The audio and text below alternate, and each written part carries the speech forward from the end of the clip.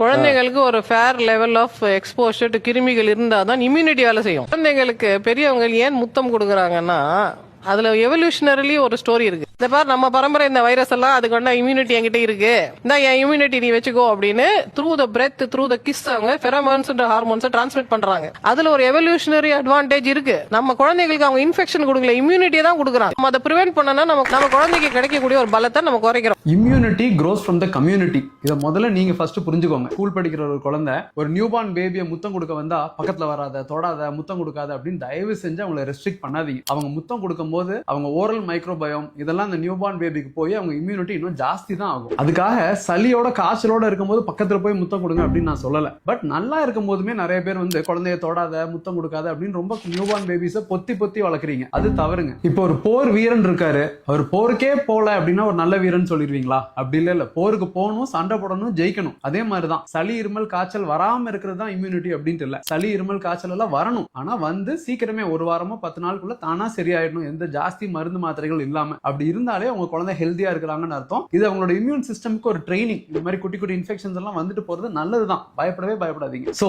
ஒரு முத்தத்துல அவங்க இம்யூனிட்டி மொத்தத்தையும் ஸ்டிமுலேட் பண்ணி அவங்கள ஒரு யுத்தத்துக்கே ரெடி பண்றீங்க. இத குத்தோன்னு சொன்னா எப்படிங்க?